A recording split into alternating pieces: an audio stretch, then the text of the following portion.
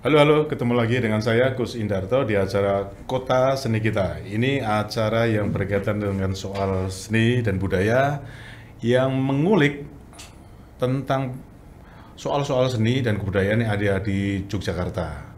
Saya kali ini kedatangan seorang tamu yang luar biasa, seseorang yang bisa macam-macam. Artinya eh, mulai yang saya tahu, yang saya kenal, desainer cover yang fenomenal, desainer cover buku, kemudian eh, direktur artistik pada beberapa film atau penata artistik pada banyak film yang bukan film yang kaleng-kaleng juga gitu, karena disutradari oleh sutradara yang top gitu seperti itu, Garin Nugroho, dan juga menjadi inisiator banyak event penting di seni rupa atau seni secara umum, bahkan sampai ke pasar yang namanya pasar Kangen yang beberapa tahun terakhir ini cukup fenomenal.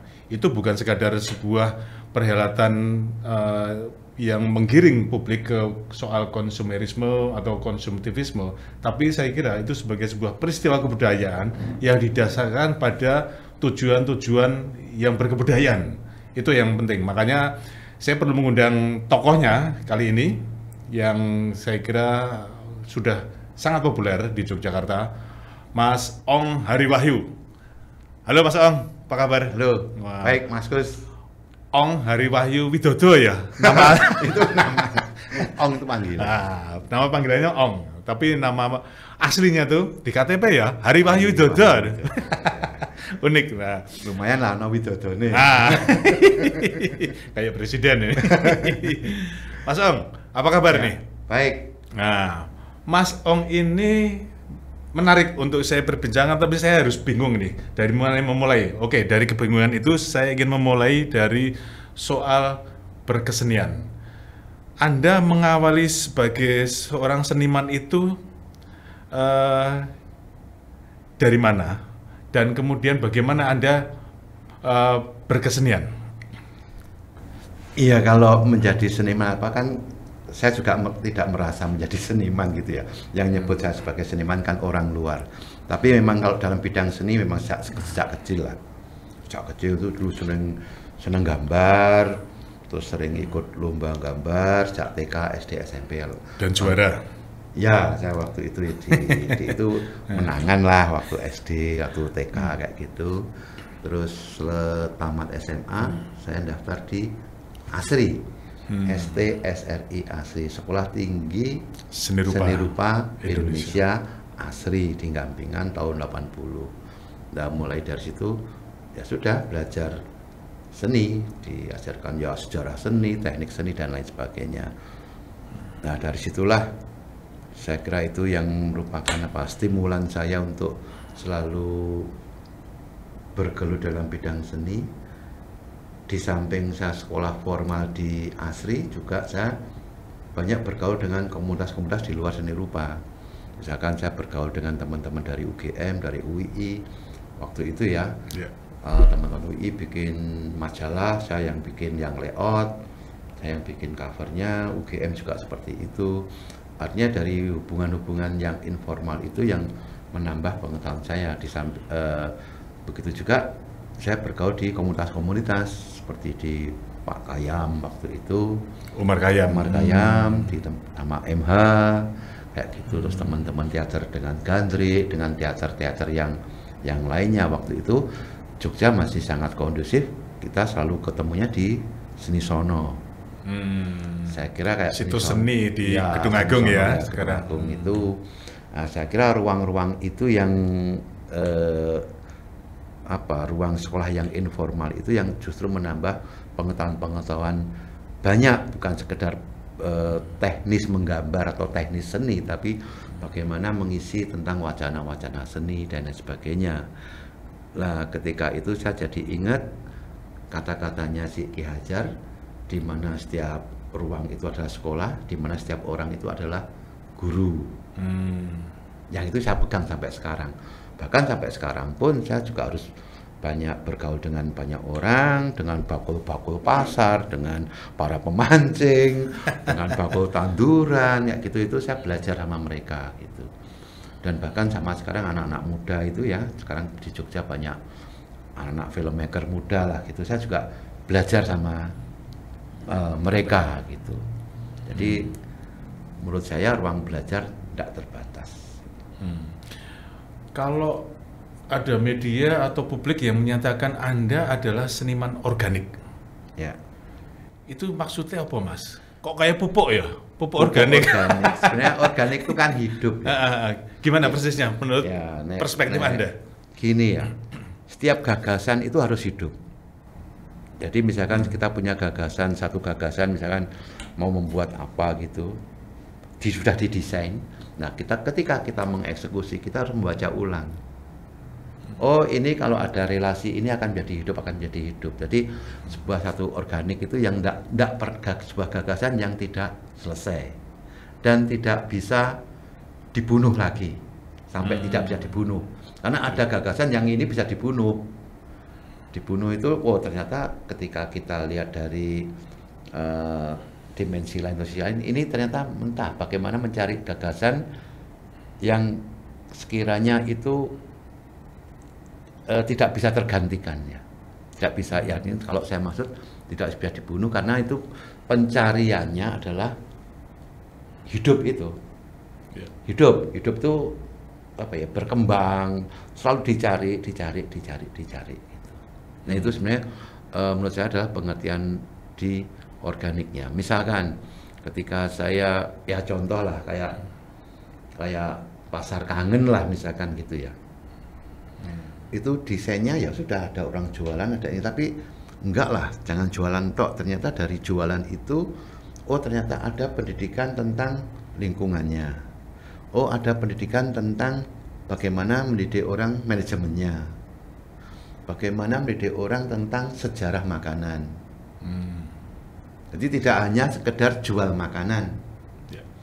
Nah, menurut saya karena saya misalkan, oh ini organik itu ya sudah, sekarang standnya bagaimana gubuknya itu bisa memberi orang pembelajaran tentang ekologi, maka saya tidak mengharuskan menggunakan hiasan-hiasannya dengan digital print, harus manual pakai bahan-bahan yang berbasis organik, yang ekologis. Ini saka dodolan loh ya, dari gubuknya aja, dan harus ditulis tangan. Itu pun masih berkembang. Kenapa harus ditulis tangan? Karena saya yakin orang-orang itu kadang sekarang ya dalam 1 minggu tidak pernah pegang ballpoint atau pensil, ada. Ya. Ada. Ya, karena itu dunia digital ya sekarang. Dunia digital. Nah, ketika mereka menulis ulang, memberi judul-judulnya itu dengan tulisan tangan, maka ada satu pengalaman empirik. Rasa itu akan ada rasa yang berbeda dengan orang lain. Misalkan Mas Kus bikin tulisan A, saya juga A, itu punya pengalaman yang berbeda. Nah ini kalau saya ingat pelajaran dulu zaman waktu saya kecil, ketika kita belajar itu bukan menghafal tapi menuliskan ulang, itu akan lebih masuk daripada kita membaca ngapal itu ya cuma hafalan, habis itu besok lupa. Tapi ketika kita tulis ulang, kita menuliskan, itu akan panjang. Nah, jadi dalam satu gubuk ada pembelajaran ekologi, pembelajaran bagaimana kita harus menulis lagi, kayak gitu. Belum pada makanannya harus berbasis bahan lokal.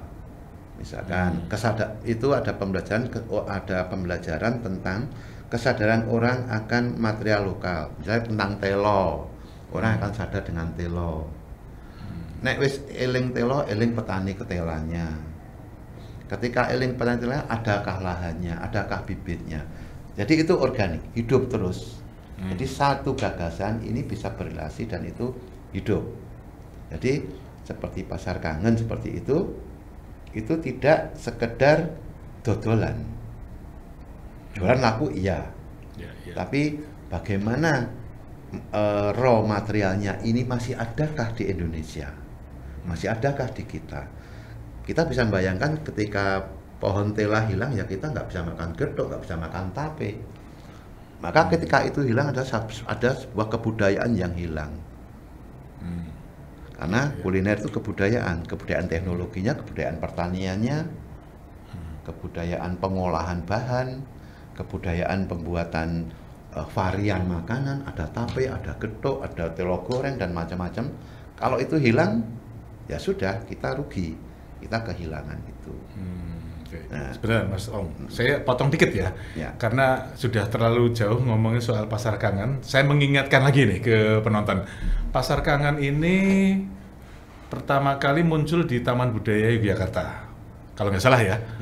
Pasar itu menarik karena yang dijual adalah makanan lokal atau produk lokal, bahkan cara membelinya pun dengan cara yang unik, dan kemudian konsep ini dipindahkan atau bisa diberlakukan di mana-mana ternyata. Dari Pasar Kangen itu pindah ke Polda DIY sampai 2 kali ya. Kemudian terakhir kemarin itu di awal Mei ya, Mei 2024 itu di kampus UNY, Universitas Negeri Yogyakarta. Nah, saya ingin tahu persis konsep dasar tentang Pasar Kangen itu apa gitu, Mas? Yaitu dulu awalnya sebenarnya itu pameran makanan jadul. Pameran loh ya. Pameran. Tapi boleh dijual. Boleh dijual. Artinya kita semacam merevitalisasi makanan-makanan. Karena kan sekarang kita sudah banyak diserang oleh makanan dari luar ya. Yang kebanyakan lebih pada gaya hidup gitu. Nah, ini kalau kita tidak membuat satu bentuk penyadaran atas makanan kita, kan ini akan hilang, punah. Ya punah lah. Contoh kan rendang itu rebutan sama Malaysia kayak gitu kan. Terus nanti apalagi nanti jangan-jangan gado-gado rebutan karo Londo, karena di Belanda gado-gado itu sangat populer. Bisa aja begitu. Nanti kalau udah diklaim, udah di di hak patenkan, kan kita akan kehilangan. Makanya yang saya sebut dengan kehilangan kebudayaan adalah itu. Dulu intinya adalah pameran itu, dan sebenarnya penekanannya lebih pada kedaulatan, bukan pertahanan, bukan ketahanan pangan, tapi lebih kepada kedaulatan. Persisnya gimana ini? Menarik nih. Kedaulatan pangan itu berarti kan semua asalnya dari kita. Yang misalnya seperti yang tadi saya ceritakan soal ketela, apakah masih ada ketela, petaninya masih ada enggak, lahannya masih ada enggak. Setelah misalkan lahan masih, petani masih, tanamannya masih, hasilnya untuk apa? Dibikin makanan dan macam-macam. Nah, ini yang disebut dengan berdaulat. Ini Soekarno. Soekarno itu. Ini berdaulat. Nek ketahanan pangan, materialnya dari manapun dibikin makanan itu menjadi makanan, itu ketahanan pangan. Tapi ini lebih berdaulat. Jadi semua yang ada di kita, milik kita. Dan dibuat dengan cara berpikir kita. Dengan cara berpikir kita. Nah, di situ kan ada teknologi nggak tape itu kan ada teknologinya, bikin tape, bikin geduk itu ada teknologinya. Artinya ada pengetahuan di situ.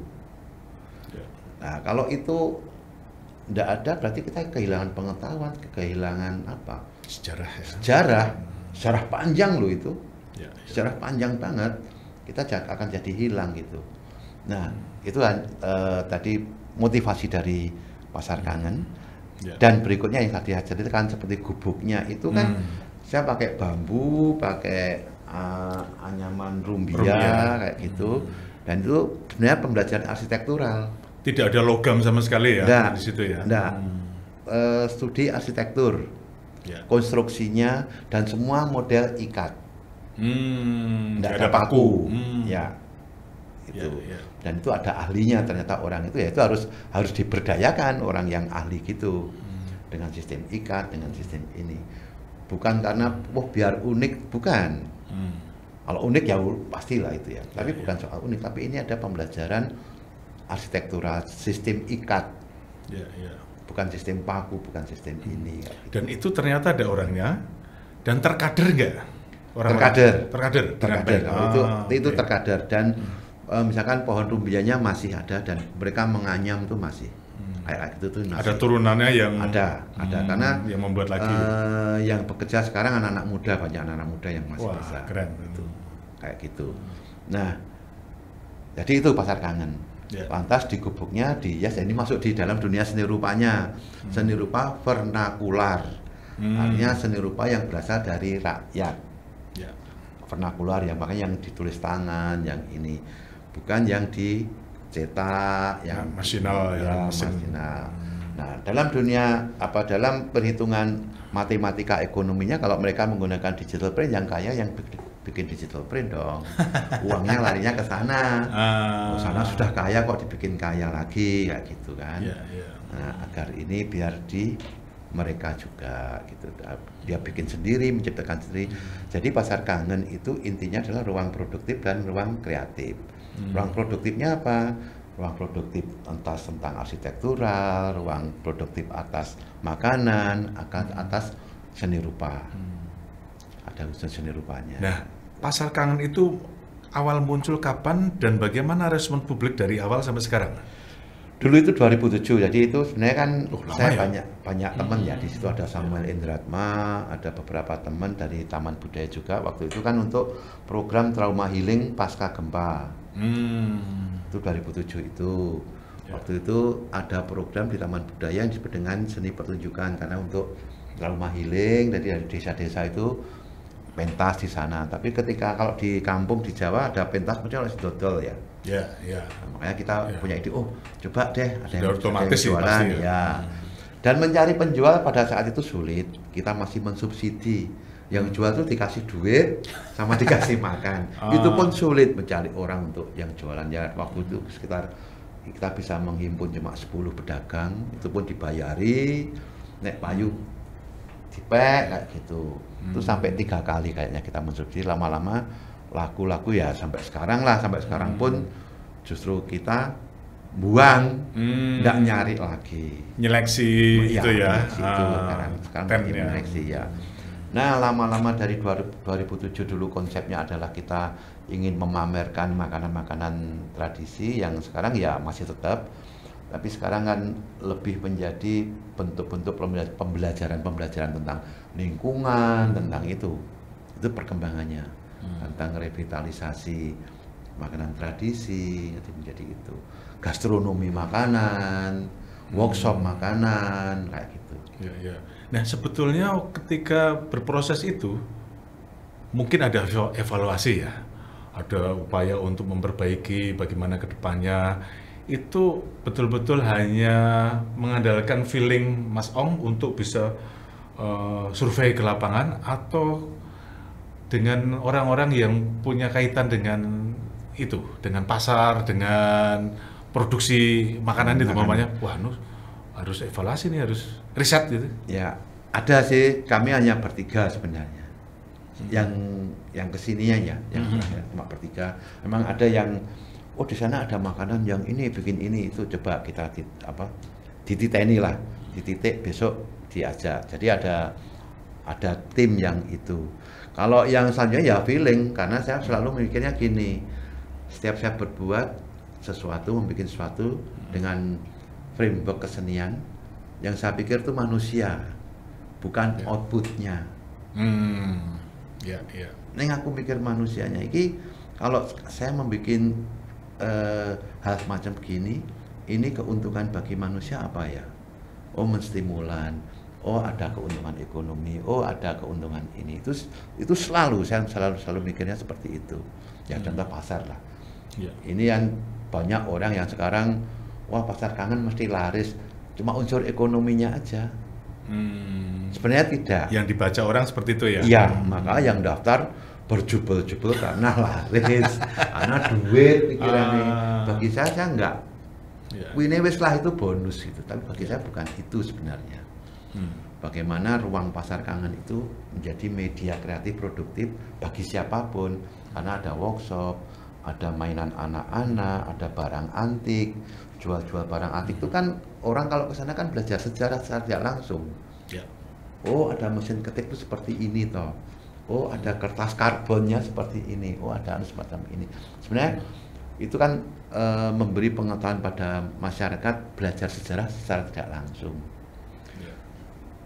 Kayak makanannya juga belajar tentang sejarah dan kebudayaan. Karena gini, kalau makanan itu kan dilihat dulu terus jenenge apa, nama makanannya apa, satu dipegang, atos, empuk atau apa, setelah itu dimakan baru tahu rasanya. Nah, artinya Pasar Kangen adalah media sebagai pembelajaran atas apa ya, sejarah makanan secara empirik, jadi langsung. Kalau kita misalkan melihat makanan Jepang cuma lihat di Google tapi tidak pernah merasakan, cuma lihat bentuk.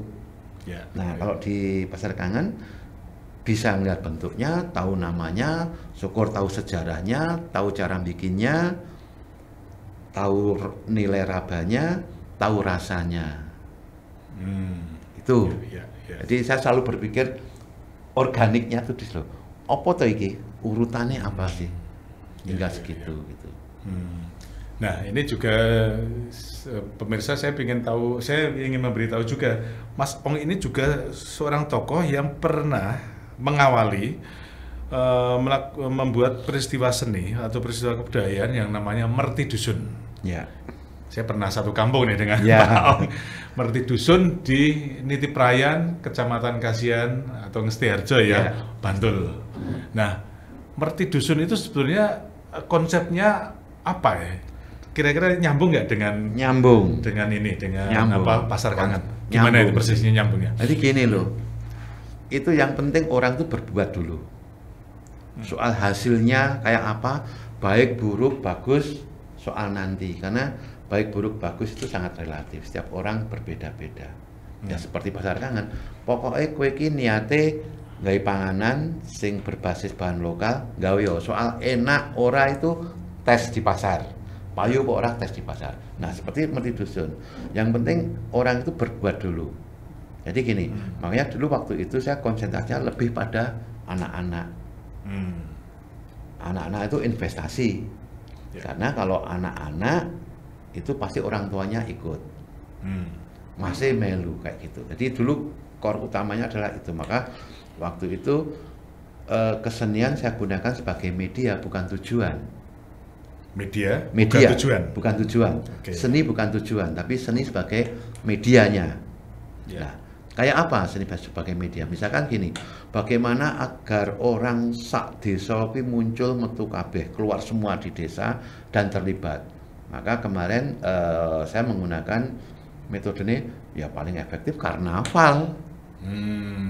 Karnaval itu dari anak-anak sampai orang tua pasti terlibat. Nggak bisa berkesenian, nggak bisa berkesenian secara apa ya? Secara normatif, kudu apik, indah, joget atau apa nabuh alat musik harus benar, itu tidak. Pokoknya kamu keluar, bahkan dengan kostum rumah pun keluar ikut karnaval sama bawa batu cetek-cetek gitu, nggak apa-apa. Ini. Atau apalagi yang biasa bertani tiba-tiba pakai kostum polisi. Itu nggak apa-apa. Jadi itu kesenian sebagai saya gunakan sebagai media itu alatnya adalah karnaval. Anak-anak bisa ketika ikut bisa berkreasi atas kostumnya apa, nanti apa kayak gitu. Misalkan tidak harus dengan biaya mahal. Misalkan loh ini tidak punya material ya, sekarang kamu cari batu, kalau ada anak 100 pakai batu diprok-prok dan berjalan itu kan juga dahsyat gitu. Kayak gitu. Nah, jadi orang berbuat dulu, orang melakukan, itu sudah satu nilai. Sudah satu nilai bahwa oh mereka menyadari atas desanya, atas kampungnya, atas sejarah dirinya. Nah, lantas dikembangkan lagi, wah ini ono tumpeng, ada ini, jadi ngarang. Ada tumpeng, ada ini itu akan menjadi bagus.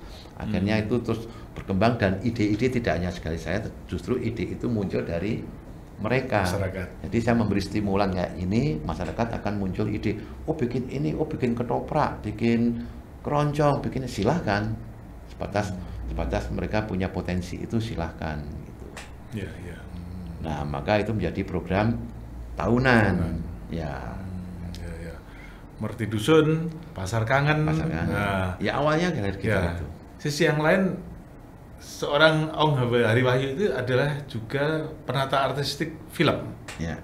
Nah, ketika bekerja sebagai penata artistik di film-filmnya, terutama filmnya Garin Nugroho apa yang Anda bayangkan? Apakah konsep tentang pemberdayaan seperti yang terjadi di Dua Lahan itu juga mirip di dalam dunia film? Mirip, sama. Gimana? Ya kebetulan Garin podo edane lah gitu ya. Jangan gini, ada sebuah cerita film ya menggunakan setting pasar. Konkretnya film apa Mas? Ya dulu Daun di Atas Bantal. Oh, oke. Ya. Ya. Misalkan contoh itu ya. Ada Film keren itu. adegannya di pasar misalkan. Ya. Ruangnya waktu itu kita dapat ruang di Gedung Indra itu. Hmm. Nah, ketika kita bikin pasar, kok nggak enak ya rasanya, sangat artifisial, dibikin-bikin, ditata gitu menjadi rapi.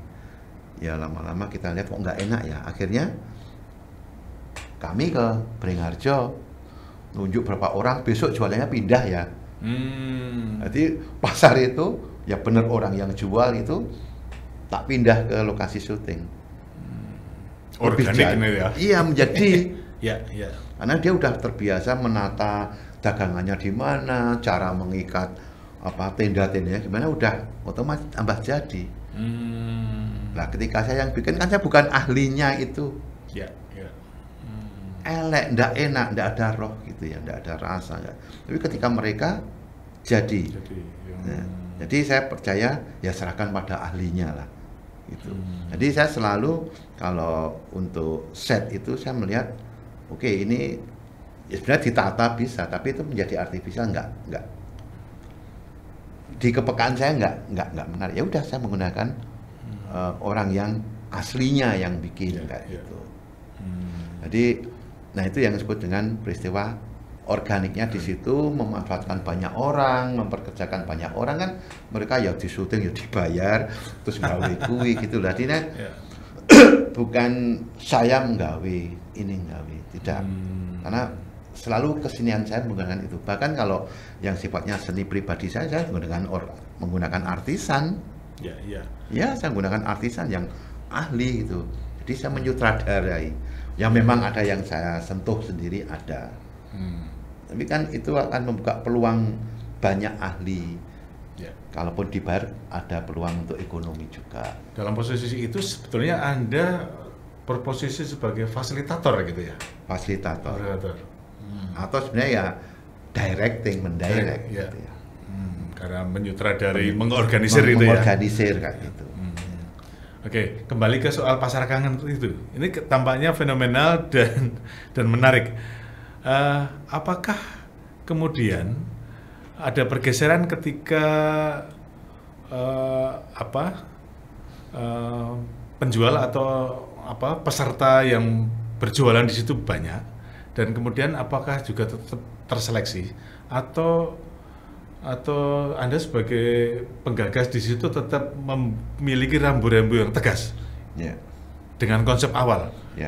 Ini makanan harus yang nilai lokalitasnya tinggi dan macam-macam. Gimana? Ya, itu tadi ada kurasi.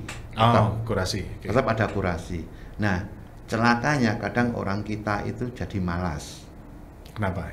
Gini, misalkan pasar kangen yang kemarin dia lihat, oh yang laku lempeng telo. Nah, besok dia daftar itu. Padahal sebelumnya basisnya penjual gadang. Nah itu, ini makanya itu kan sudah menjadi bergeser pada tingkat lakunya aja. Banyak yang seperti itu gitu. Nah menurut saya, apakah orang sekarang tidak kreatif lagi ya? Karena sampai sekarang itu tidak pernah lahir lagi varian makanan baru, jajanan aja lah, tidak pernah ada. Kenapa orang dulu bisa bikin lemper, bisa bikin ampiang, gula Jawa dikasih kacang jadi makanan, cenil, kan banyak varian. Nah sekarang itu teknologi sudah maju, material sudah maju, bahkan ada sekolahan boga. Tidak pernah itu, saya tidak pernah lihat tuh makanan baru. Cuma makanan yang sudah ada tapi turunannya, misalkan bakmi terus turun mie ledek, mie apa, mie pentil, itu kan idenya mie, tapi tidak ada yang iki loh makanan anyar kayak gitu. Nah ada misalkan orang bikin brownies tapi bahannya ketela, oke, bagus. Ini kan brownies, kok enggak bikin satu varian makanan supaya kita tuh punya apa ya, inventarisasi makanan yang banyak gitu. Tapi untuk menghasilkan seperti itu memang butuh waktu yang panjang, Mas. Lah ini kan Jangan-jangan. pasar kangen sebenarnya sudah 17 tahun. Ah. Selama 17 tahun enggak ada itu. Itu loh. Ya, ya. Itu ya. Jadi orang sekarang cuma nurun atau ya kalau yang lebih agak kreatif sedikit dia lihat-lihat buku lama, resep lama terus dia bikin tuh oke lah, bagus ya. Misalkan ada makanan yang namanya petulo gitu. Oh ya petulo gitu. Kata oh kayak gini toh. Oh ini dulu ada zaman dulu. Terus Sangga Buwono, bir pletok, bir Jawa itu kan menarik ya. Ya, ya. Ada hal itu menarik gitu. Nah sekarang orang wah sing payu kae jeruk peres, wah sing daftar jeruk peres, walah Banyak banget. banyak banget gitu. Jadi kadang saya juga ya dilema dalam diri saya iki sakjane arep nentaske ekonomine apa memperjuangkan soal kebudayaan makanan Atau berdaulat secara makanan itu. Ya, ya. Oh, berdaulatnya tetap saya pegang. Ya. Bahkan saya sekarang akan menyisir, mengurangi yang berbasis bahan terigu, gandum. Ya, ya. Itu kan gandum bukan milik kita, Impor itu. impor. Ya. Nah, yang masih gandum itu sekarang tinggal mie ya. Mie kan basisnya itu. Ya, ya. Yang lainnya sih udah ada berbasis bahan ketelo, tepung ganyong dan lain sebagainya. Ya. Tepung beras gitu. Mas Ong, tampaknya waktunya mepet. Sebetulnya pengen ngobrol banyak nih, tapi ada satu pertanyaan yang jadi pertanyaan pamungkas ini. Yang Anda bayangkan dengan cara berkesenian Anda yang unik, menarik, dan fenomenal ini dalam pelaku kesenian kita sekarang ini, kira-kira apa ya yang Anda bayangkan? Sebetulnya berkesenian itu sebetulnya ngapain gitu, menurut Anda? Ya kalau sekarang lihat ya, kesenian sekarang kan udah sangat terbuka, sangat lebar, bahkan batasannya pun udah nggak jelas, apalagi di era digital ya. Ada AI itu udah habis semuanya lah. Betul. Memang rasa yang tidak, katanya banyak teman. Ada ChatGPT itu udah selesai gitu loh. Bahkan kalau seni sekarang itu antara ini seni lukis, patung, kriya, grafis, film kan hilang semuanya batasan itu. Ya. Kalau kita lihat seni-seni yang sekarang yang kontemporer itu kan iki jane nggawe patung, apa nggawe kriya, apa nggawe apa sudah hilang. Dan semua orang bisa melakukannya ya? Semua orang bisa melakukannya. Nah, menurut saya yang perkembangan kesenian sekarang yang tidak bisa itu ya cara berpikir. Siapa supirnya yang di belakang. Perkara penyelesaiannya mau pakai AI, mau ChatGPT, mau pakai digital, mau apapun, ketika hasil karya pemikirannya itu berfungsi untuk banyak orang, menstimulan orang, ya itulah. Kalau sekarang soal teknis selesai semuanya lah, mau bikin robot, mau bikin hologram, mau bikin apa, selesai. Ada teknologinya. Tapi kalau sudah bikin hologram untuk apa ya? Gitu. Ya. Iso nggawe AI apik ning untuk apa ya? Jadi berkesenian itu adalah berpikir. Berpikir dan untuk manusia, untuk perkembangan manusia. Oke, Mas Ong, makasih luar biasa. Sayang waktunya pepet dan sampai di sini pemirsa sekalian, terima kasih sudah menemani kami untuk ngobrol di Kota Seni Kita. Terima kasih Mas Ong. Sampai ketemu. Mas Gus. Salam.